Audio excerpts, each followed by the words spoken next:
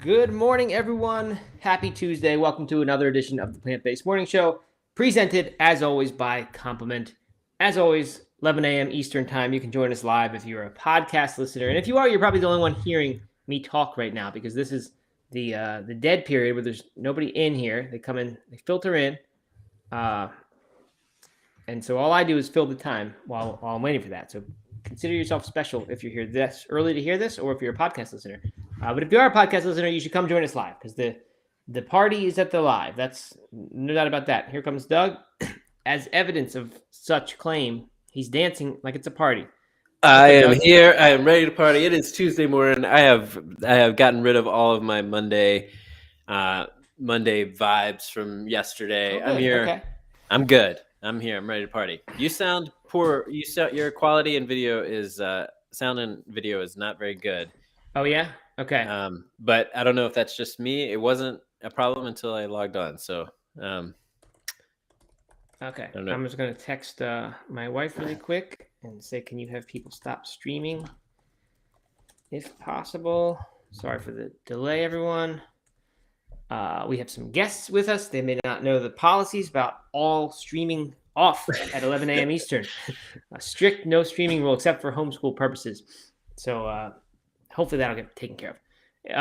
Anyway, go ahead. Jody Shuck is here. She's ready to party. Okay, that's good. That's we got one. Mr. Jeffrey. He's ready to party. Okay.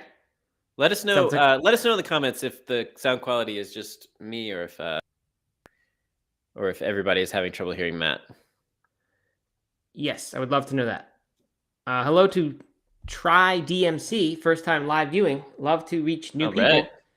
Ike Dupalm, Jeffrey Hudnall, Begin to Breathe Active, YNG, Stephen Iman. I don't know how to say Stephen's last name of his Instagram tag as much as I handle. As much as I know Stephen, I know him as Stephen Dunn.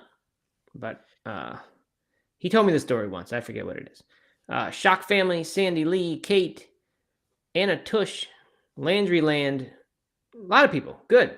Anne-Marie, Daedra Laundry, Af DR Mom. Anyway, I'm just reading names here. There's no reason for me to keep doing that. Okay, so Dale says, I sound good, which is nice. Aisha says I was a bit frozen. Seems like it's getting better. Maybe my text hit home. No, it did not. She wrote back and said, no one is streaming except for Holden. So anyway, we will proceed. If it sounds terrible live, just listen to the podcast. That'll probably be better. Hello, Veronica writes. Someone I know on a personal level. Anyway, let's get started, Doug. So what's new? What's cooking? Anything new with you? Anything new? Pull-up updates, food updates, whatever you'd like, whatever's positive in your world, I'd like to hear about it. I had a great run this morning. Great run with the guys. I've been pushing myself a little bit more on those runs, which feels good. And then it was 22 degrees. The car said it was 22 degrees when we jumped to that creek this morning. So it was a little chilly, but I'm doing good, man. I just I feel like I don't know. I feel like I'm in a groove here right now. So that's good. Good. And what is your reason again for jumping in that 22-degree water after your run each day? Is it you believe it's going to help with longevity? You like how it makes you feel in the morning? It makes me feel so good. It's like an instant rush of adrenaline that lasts all morning long. And people pay for that privilege. People buy ice pools so they can do exactly that. So exactly. I'm not questioning it. I guess I'm questioning, but I'm not skeptical. I'm just wondering. No, I mean, long-term health benefits of cold plunges and stuff like that. I think I'm sure that there is some science there, and it seems to be that you need to be in the water, in cold water, longer than I am to really get those benefits. They recommend. I think the last article I read was something like 10 minutes a week. That can be 10 minutes in one time or 10 minutes throughout the week. I'm doing this once, maybe twice a week, and it's for 2 minutes at a time. But it just makes me feel so good that day that it's like, I don't know. I mean, it's a rush of good feelings and good energy throughout the entire day. So I mean that's priceless. Good. Yeah, people do that. They do the cold showers thing, and I don't know if it's really longevity benefit at that amount, but people do it. Like Tony Robbins does it famously. Jumps in his cold pool every morning, and his reason is it's like a little training every single morning. He's training his body. It says when I say we jump in this thing, we're doing it. There's no speaking to himself, not anybody else, of course. That you just sort of train yourself to listen to what you say you're going to do. Like, so that then if you were ready to buy a pull-up bar later in the day, and then you're like, I don't know, maybe I shouldn't pull the trigger on this thing, and then I have to actually start doing pull-ups, your brain is going to say, nope, we do it. We do it. That's right. That's right. I'm definitely a fan of doing hard things, and we probably talked about this on the podcast a little bit about I sometimes sometimes I crave a really hard run or really hard adventure, and I'm not talking about hard as in like sprints and hard for 20 minutes, but like the grind of an ultra marathon or like some sort of really big mountain run, and that can sustain me, that can like fill me up in a way that other things can't, and so, I mean, this is like a mini version of that, and it's super short. It only takes 2 minutes of your day, right? I mean, I guess it follows a run, which is longer than that. But to commit to a long run is a big commitment. But to commit to jumping in a creek and just actually doing it and getting cold for 2 minutes and then coming out and taking a warm shower, I mean, that's not too hard. I mean, it is hard. Right. It is uncomfortable, but it feels so good. Yeah, good.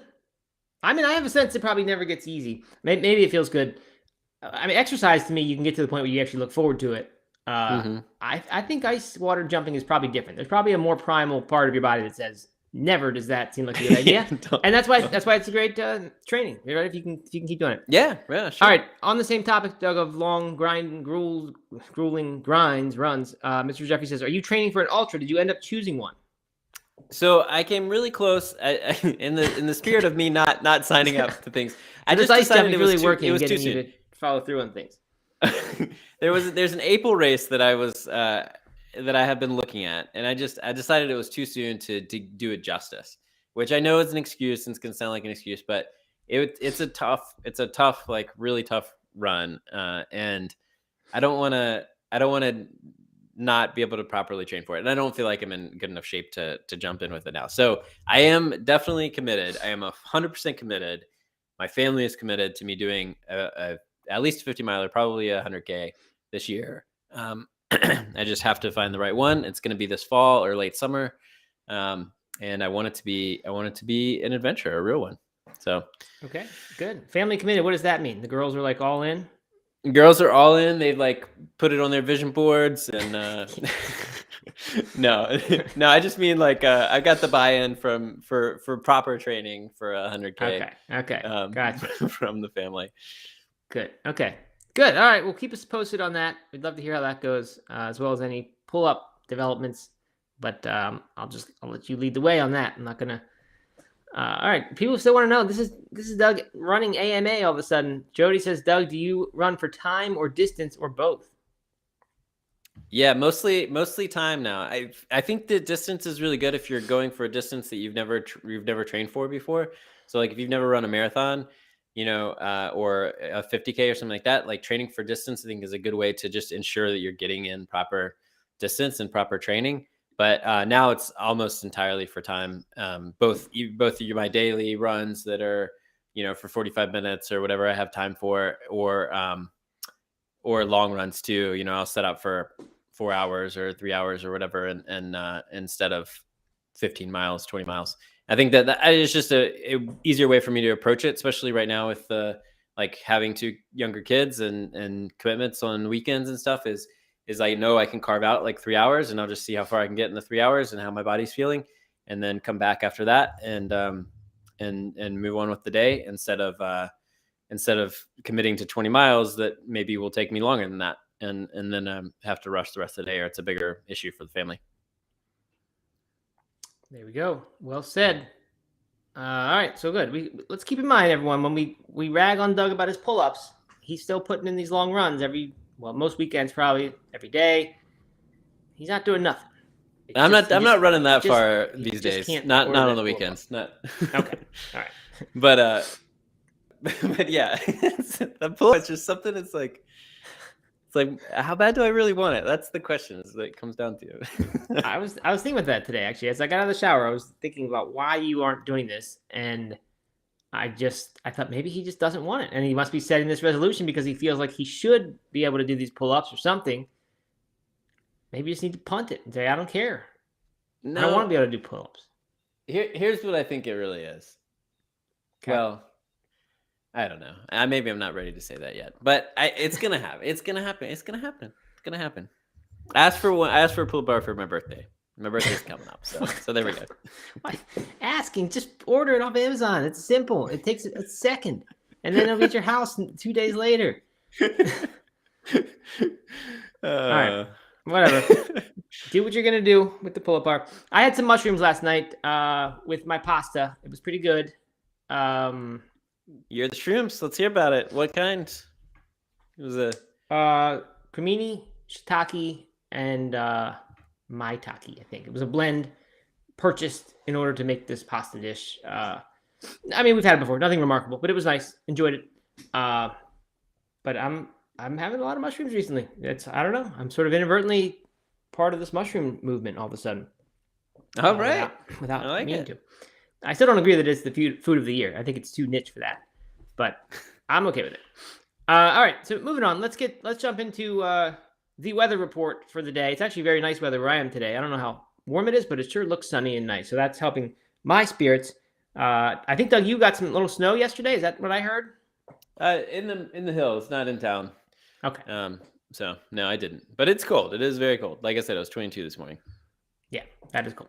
All right. An analysis by the Evening Standard has found that the cost of meat, dairy, and egg alternatives rose by an average of 18% over the past year, while the average increase across all categories was 14.6%. That means the plant-based packaged alternatives are getting more expensive than even normal food is, which is not great for us. As a result, we're seeing a lot of some declining sales across many categories, plant-based categories, and flexitarian consumers. We've talked about them a lot recently. They are citing that increased cost as their main reason for cutting back on these plant-based products. So that's not great news for my proclamation of the year, which is that the flexitarian diet is the one that's going to break through this year. But hopefully those prices will stabilize or at least get in line with everything else. We'll see. Kika Sushi, Kikka. They're a partner of Whole Foods Markets for over 30 years. They are now launching a line called Vegan by Kika. And this includes vegan salmon and tuna sushi. And it's going into the flagship Whole Foods Market stores. This is pretty big news to me because I am no stranger to that Whole Foods sushi area. And when we go, choices are usually pretty limited to, one or two vegan options. The one that has like, I don't know, a bunch of weird stuff. It's like a veggie thing. It's not even really like sushi. It's just like a vegetable roll kind of thing. But then you can get the good old, veggie sushi, whatever's in there. I don't know, avocado, cucumber. It's okay. But yeah, vegan salmon, tuna, that sounds pretty interesting to me once my January challenge of not eating these vegan meats is over. I don't know. That to me seems like, the most mainstream application I've yet heard of vegan fish. It just still seems kind of like a weird thing you get here and there, or it's funny when you get to try it. But right in the Whole Foods sushi area by Kika, that company that makes all the Whole Foods sushi, that's a pretty big deal to me. And apparently they also have switched out all white sugar for vegan sugar and avoided bone char in all white rice products. I didn't really know that was an issue in white rice products. I knew it was with white sugar, but I didn't know that it affected I didn't either. Rice. Yeah. That's interesting. I am stoked on this because one, I love sushi, and I will chow down on some sushi anytime I get a chance to. And two, I've been really interested to try the vegan tuna. I even sought it out. I went to 2 different grocery stores, not just for this, but went to 2 different grocery stores in the last week, 2 different brands, and went to the tuna section. I don't know where you would find it, whether it'd be in some sort of. What are you looking for? You're looking for a vegan tuna that you would then cook up, like sear the way you do? A while back, and this was months ago. Canned tuna fish. Yeah, canned tuna fish. Yes. And I was like, I haven't heard anything more about that or seen it anywhere. So I went to the tuna section in both of those, maybe for the first time in 10 years, and was looking for it and didn't see anything. So I don't know if it's mainstream enough to actually be in kind of your average grocery store, but for whatever reason, I'm intrigued by it, and I want to try it. Yeah, I've heard that. I think the tuna cans like that in a non-vegan context, that's like some sort of a trend actually on TikTok. I guess people are like into tuna cans now. I think the cost is one.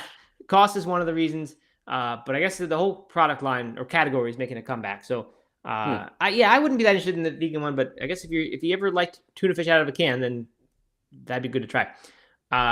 So to go straight to raw, like if it'd be interesting to me if the raw fish vegan versions is the mainstream breakthrough for vegan seafood rather than a cooked version. It just seems like a harder thing to pull off. So we'll see how that goes. Mr. Jeffrey says sushi has some, I think he has some sugar in the rice seasoning. That's probably what they are talking about. That crossed my mind too. The only thing that's weird is that this is from Veg Economist, by the way. They specified bone char in all white rice products because I do think there's brown rice sushi that you can get at Whole Foods. And does it mean they don't put the sugar in that? I don't really know. But who knows? Interesting. We don't really need to know that. Kate 0338 says that she tried the tuna and was not able to eat it. So that's Tuna. Is that the brand? She wrote TUNO. Is that a typo or the brand? It is. There is a brand called Tuna. I just Googled it. Okay. Well, that's unfortunate because what we've said, the crab cakes that I had were delicious. I think you had some fish fillet sort of things, and you said they were good. Mm-hmm. So I'm disappointed that the tuna wouldn't be good. All right, moving on. Two UK brands, Mighty and Overheard. I've never heard of either one of those. Are set to launch oat milk powders. And the idea here is that they're going to make the plant milks better for the environment. Apparently, I didn't really think about this. When you transport all that weight around with water, it's costly. So just to send the powders to people's homes via the grocery store, I'm sure. I guess you save on having to transport the water so much, and then maybe even the production of it maybe requires some excess water than you would need to do to produce it at home. I don't know. It's not totally clear on that. But anyway, interesting. It's a nice development to kind of do what you see happening, right? I mean, powdered milk exists, so now powdered plant milk is going to exist. And finally, this is kind of the big one. A little brouhaha, Doug, in the plant-based meat space versus the mainstream media. Impossible Foods has taken out a full-page ad in the New York Times, and they did this to respond to Bloomberg's piece, which was, I think, last week. And the article from Bloomberg, I came across this and I just passed on it because I was sick of these articles. The title was "Fake Meat Was Supposed to Save the World. It Became Just Another Fad." And the picture at the top of this Bloomberg thing is like a burger that looks charred or molded or something. It just looks awful. It doesn't look like anything anybody would eat. And it's not even supposed to look like I just don't know I think it's meant to look like a burger that is rotting, and somehow that's their metaphor. I don't really know.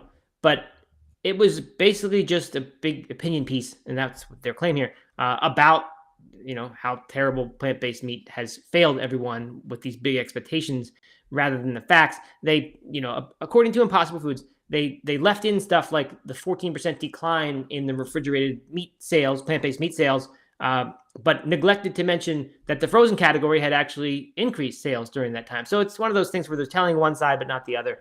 Anyway, so Impossible has taken out this full-page New York Times ad.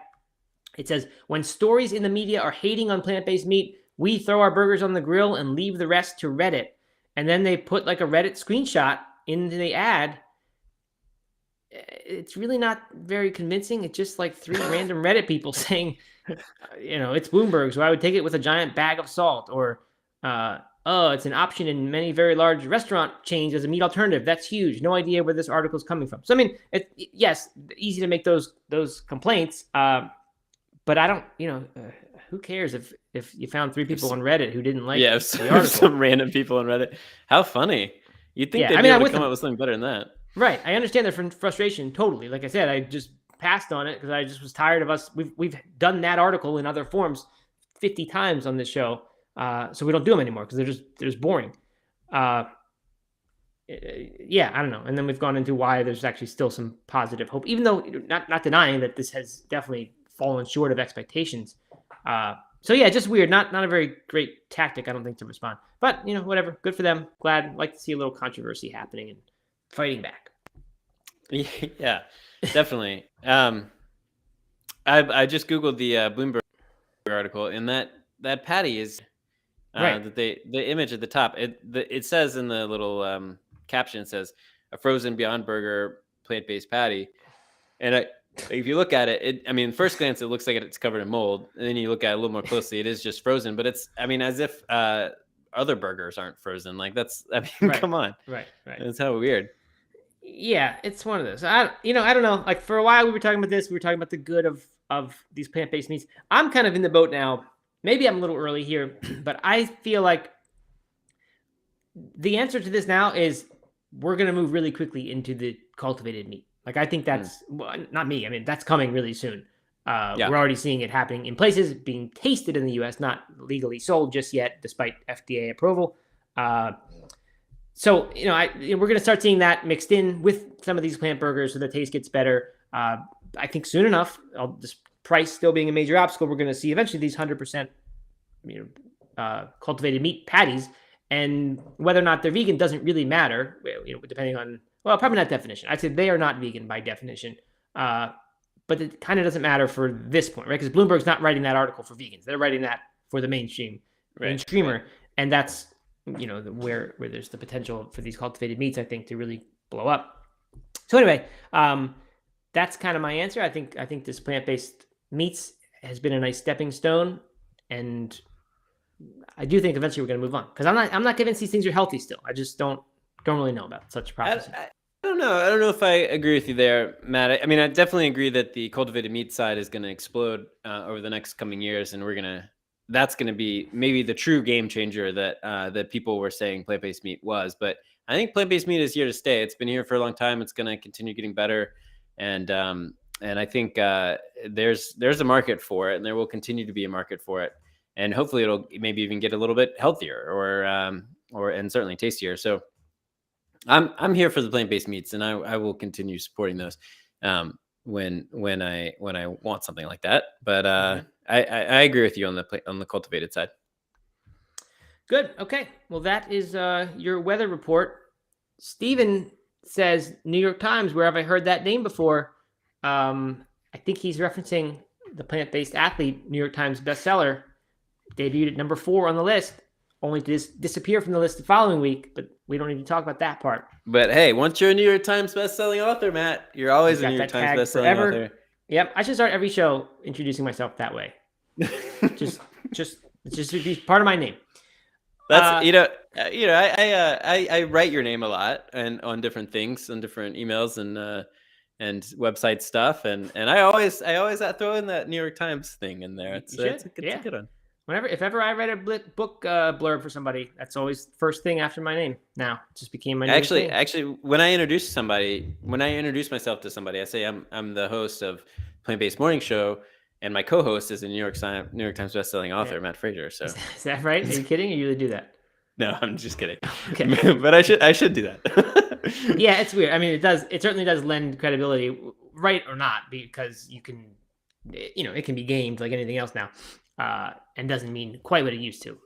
But I'm usually too humble to just leave with that. But I put it on book blurbs. Speaking of that, though, the reason I'm taking this time to do this, we said we'd do a giveaway. We haven't planned anything. Anne-Marie asked, isn't that the next giveaway? Yes, we should do that. We should give away a plant-based athlete book. Doug, how should we give away that book? Let's do more than one. Let's give away 2 of them. Just looking at how many I have back there. 2 signed copies. Let's give it 2. I will sign them if you'd like, and I will ship them out to you personally, which is a big commitment because I don't feel like doing that. I don't feel like packing that up and going to the store and all that. But I'm going to do it.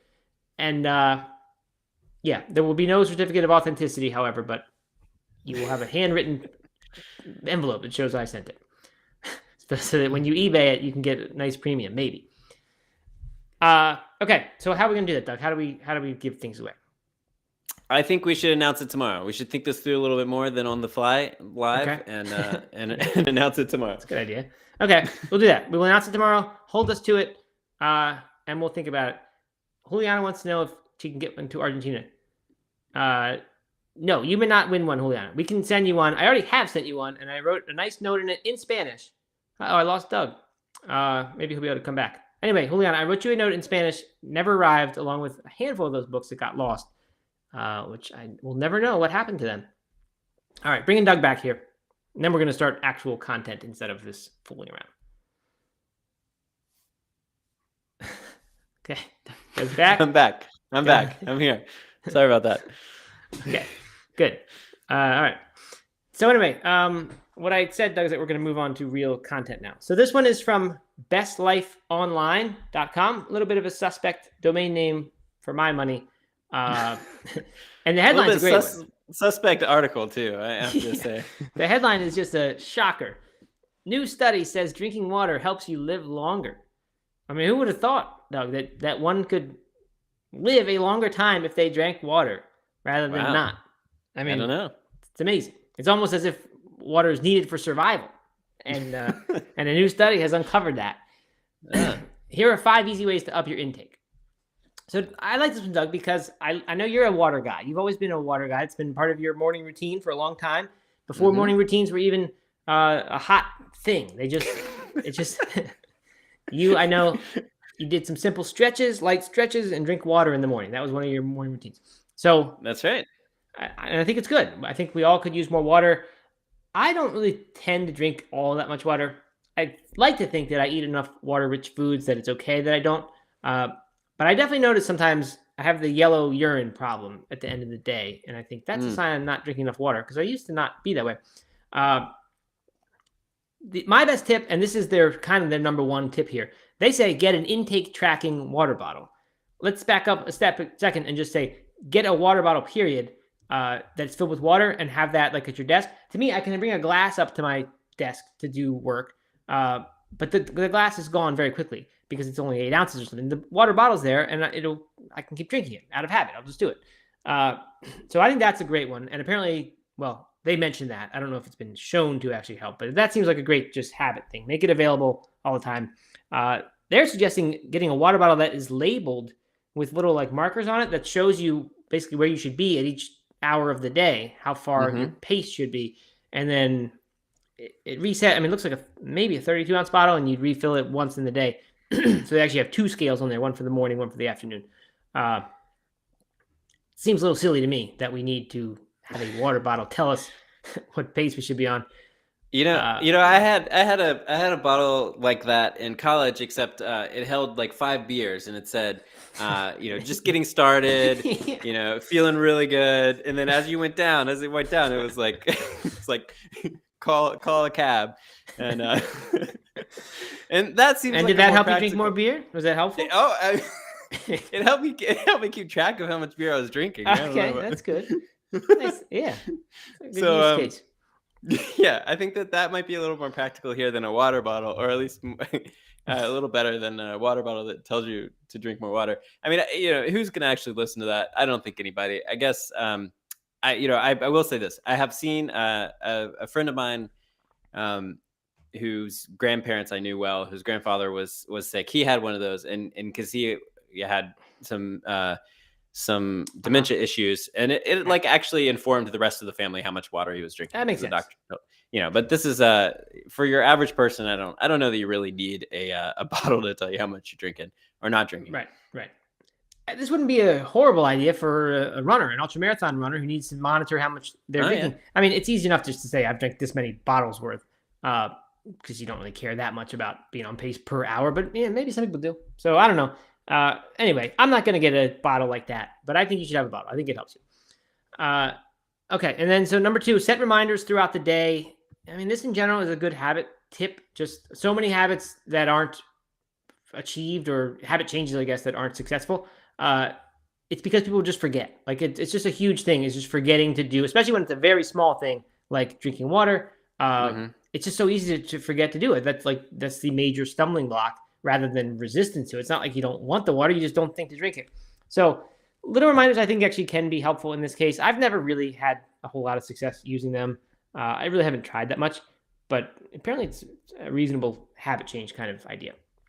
Yeah. Number 3, tie your water drinking habits to other aspects of your daily routine. This is basically another way of saying have a trigger for your habit.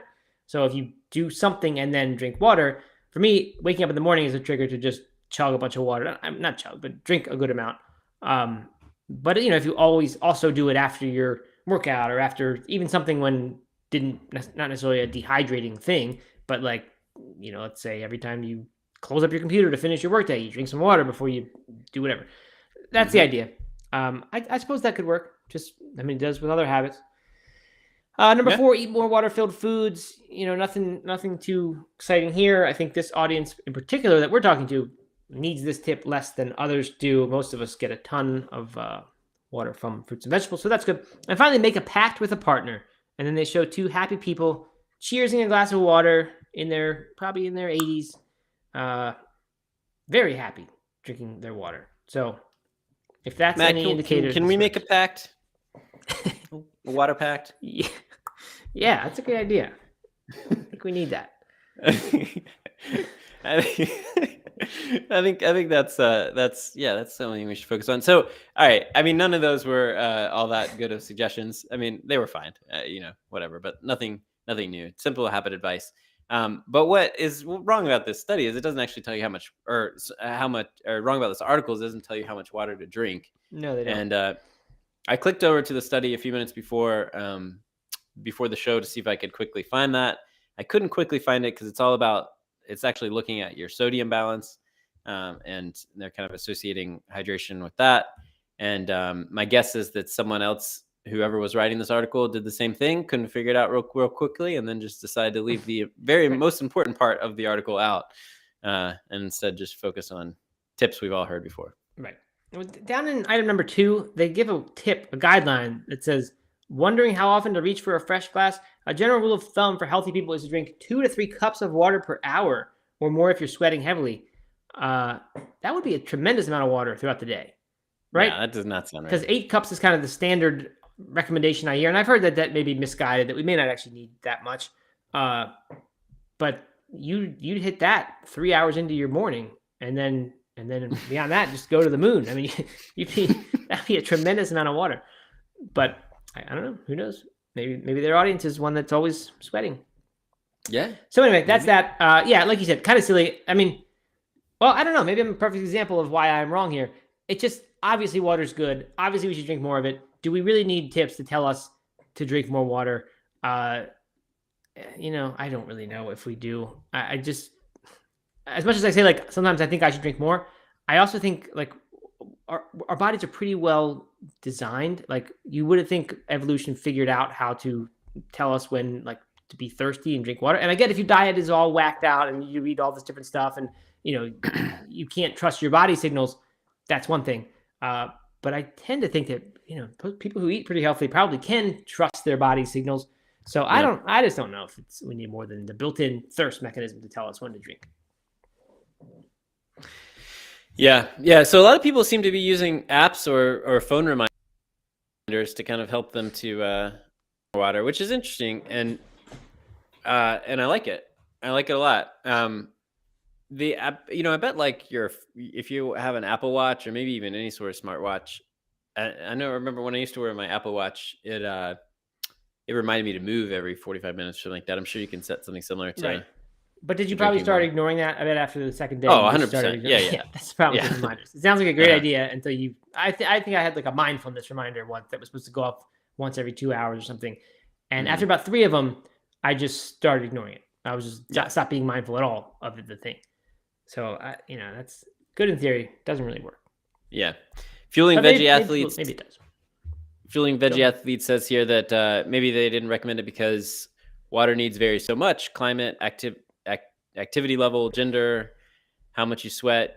Usually I see 9 cups per day as a woman, 11 for men, including watery foods. Yeah. Mm-hmm. Okay. Yeah. Well, who knows? All right, moving on. Reminding us that we have a 45-minute goal here. So we have 9 more minutes to finish out the show. We have 2 more articles to talk about. They're pretty quick though. I mentioned lab-grown meat earlier in a little bit of a foreshadow to this from a different topic. And it's one, there's nothing new here, I will say, in the headline from theguardian.com is, I tried lab-grown meat made from animals without killing them. Is this the future of ethical eating? We've seen this article before, of course, from people who tried this and said it was, kind of good and kind of strange to be eating meat again. But what got me about this one, you can kind of tell from the headline, it's about ethics, kind of, without killing them, and he mentions the word ethical. He talks about how, let's see, just the beginning of the article I liked, actually very nice writing. He said it was a confronting moment for a vegetarian. First a pork meatball, then slices of bacon, balanced on a mini sort of BLT, were served. The meat even came from a pig, an affable-looking swine called Dawn. And then he goes on and he eats the meat. And then later he says, a confounding experience made possible by the fact that Dawn, gamboling in a field in upstate New York, did not die for this meal. So that kind of answers one of my questions, which I've been wondering, how much the animals actually get hurt? And there's no more clarity given than that. But we do know this pig still is alive. And it says a clump of her cells were grown in a lab to create what's known as cultivated meat, a product touted for as far better for the climate and the mortal concerns of pigs and cows. A harmless sample from one pig can produce many millions of tons of product without requiring us to raise and slaughter an animal each time. That's a crazy stat. Many millions of tons of product, because we hear about very different than what I thought we had learned before. Right, that's what I thought. Because these bioreactors, like they're putting them, they're the size of like a fermentation tank in a brewery. It's kind of a big thing, and I think they're making like 50,000 pounds maybe not in one thing. I think each thing might make only like 500 pounds. I'm kind of guessing here, so I could be off by a factor of 10. Who knows? But it's something like that, and then the whole facility can make 50,000 pounds in a year. So many millions of tons is orders and orders of magnitude beyond that. So who really knows? Maybe you truly can take the cells once and then kind of keep, just like with brewing, take the yeast from one batch and put it into the next. You don't need to add more yeast. You just kind of it proliferated inside the thing. Maybe that can happen with this, and you can just keep reusing it, which would be great if that was true. And then a harmless sample. Harmless is weird. I mean, how are you going to, I don't know about, that seems impossible to me. Like, how do you get cells from something in a harmless way, unless it is just a surface thing? Maybe you make the animal numb to the pain, but I don't call that harmless. So I wish there was more clarity there. But the tone in general is that at least this guy, an ethical vegetarian, seems to think that this is all pretty nice to the animal, and the animal still lives. I don't get the sense, they call it a donor animal. I don't have the sense of whether or not they kind of keep going back to the same animal, and that animal has been designated as the animal to still do this. I mean, it sounds like that, because they said the company has identified a donor cow, chicken, and duck for future cultivated meat ranges. So I mean, kind of what they're saying is like they have their pig now, Dawn, and then they have a cow and a pig, and I don't know if they keep coming back or if it's a single thing per animal, a single time. I don't know. The way it's written here is really kind of painting a pretty rosy picture for life of these donor animals. How accurate that is, I just don't know. Yeah, we don't know that, but I do have this sense. And they do have to solve, of course, the growth medium issue, right? That they've been growing them in some sort of serum that comes from a fetus, basically, or that a fetus grows in, maybe. And that apparently getting that has not been a harmless process at all. But now they're developing animal-free serum. I think Upside Foods, the one that got approved by the FDA, they are the ones who are leading this development of animal-free serum, which is really great. But yeah, like, I don't know. I guess I have the sense that this is different from the factory farming industry. I mean, obviously it's way different from that, right? That's we said yesterday, 300,000 animals dying every 8 seconds for human consumption. This now, like Mr. Jeffrey points out, the animal's still in captivity, but we're talking about one animal for one type of meat being in captivity, and they're saying harmlessly treated to get the stem cells, and who knows how many times, how often that needs to be redone. It's just so different from that factory farming. Now, if you're just a complete 100% no compromise vegan, and you say animal in captivity is a automatically makes this unethical to consume this product, I understand that argument. I get that, but I'm just saying, for practical reasons, this is millions of times fewer animals that need to suffer, and the suffering is itself, you don't die or live your whole life in a terrible situation because they don't need that many animals. So I think if there are relatively few animals involved, they can actually afford to treat the animals in a nice way, right? You would hope that would happen, and that certain companies will pride themselves on that. And like, so even if one animal is the donor animal, if it truly is a harmless process, they can make that animal's life pretty great in a lot of other ways if they want. And I'm not saying that makes it okay, but it makes it way better than factory farming to me. Yeah. So anyway, I just thought that was interesting. Then they go on and talk about the cultivated meat and some of the benefits of it, really. I don't know. And then at the end, finally, he asks something like, he says he ate this meatball and all this. And yeah, he says, if you don't eat meat because of animal welfare or climate reasons, what happens when these issues are stripped away from the food? How much is being a vegetarian about those sorts of values beyond the act of eating meat itself? I pondered this as I dealt with a sort of claggy, oily feeling in a mouth unused to eating meat. Others are less conflicted. Certainly, yeah. Most people will not have this conflict at all.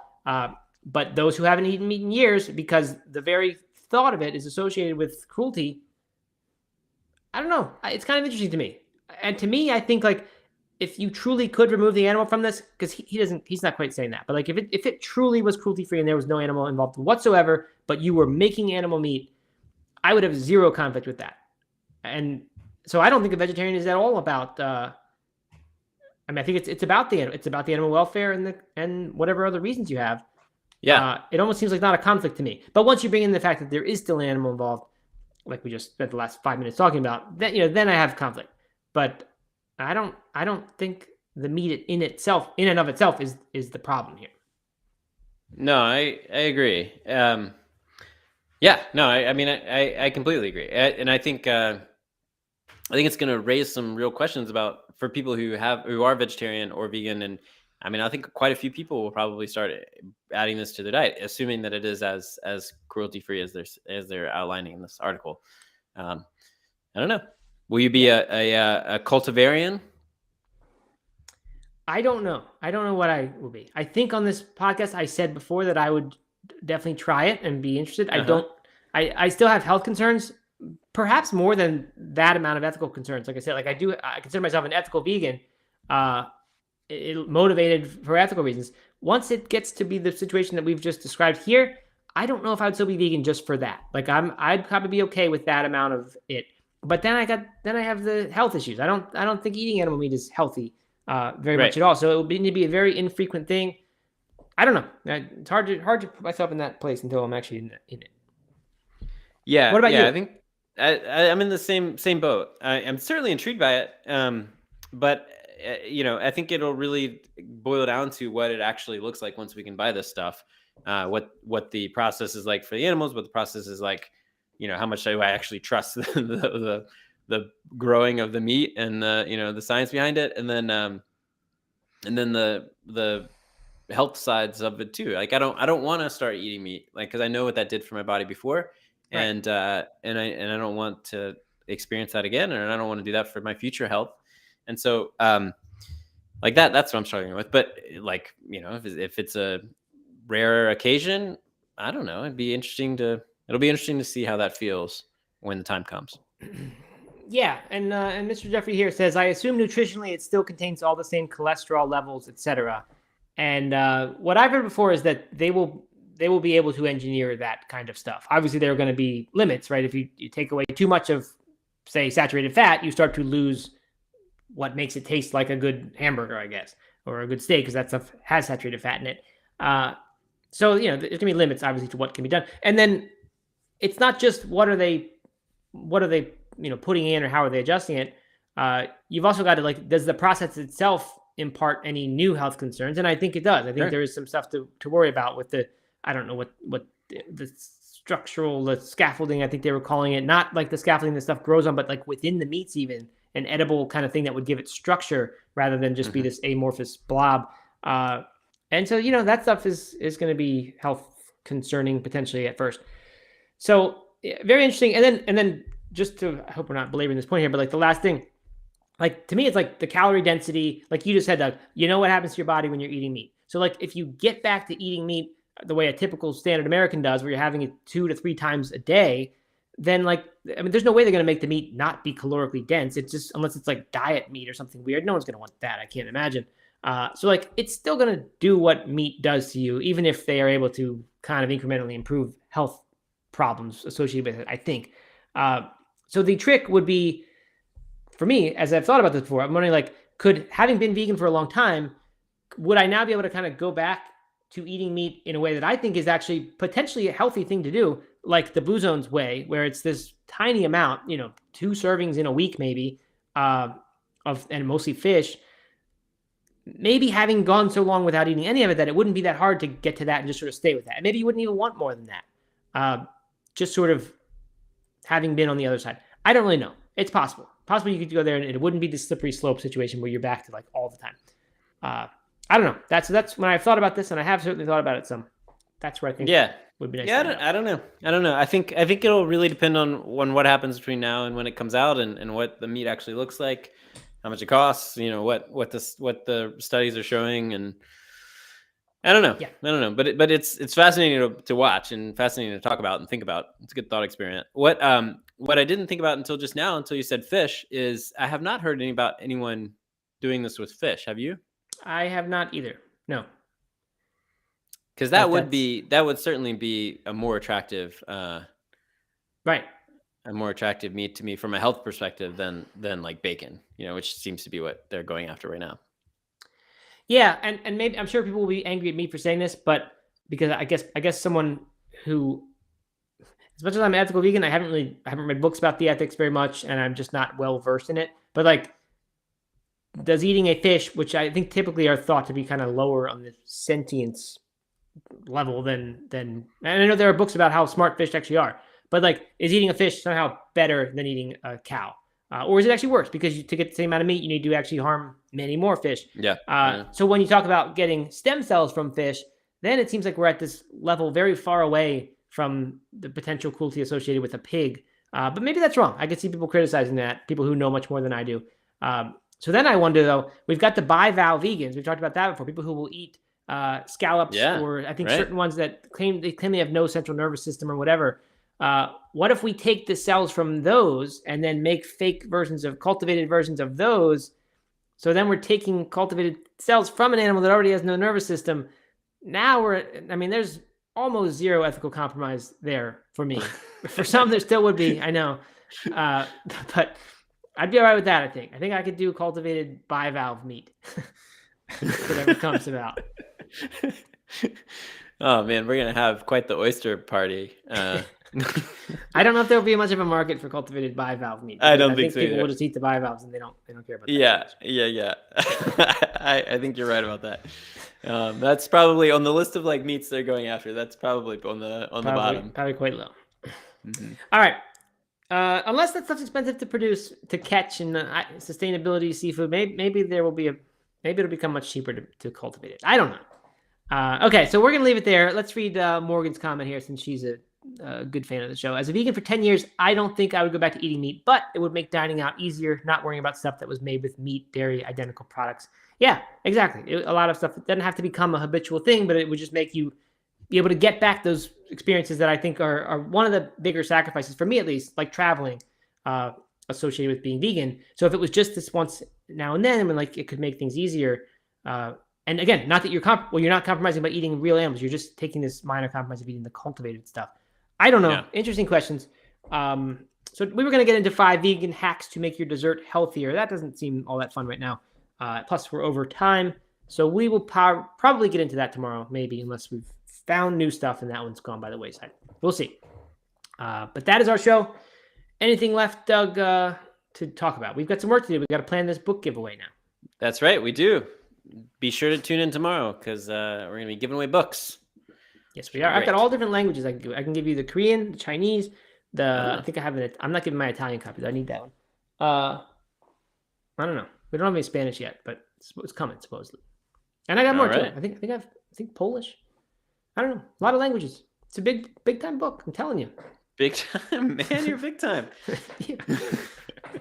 Okay. My chair makes so much noise when I move around it. I'm sure people hear it in the microphone.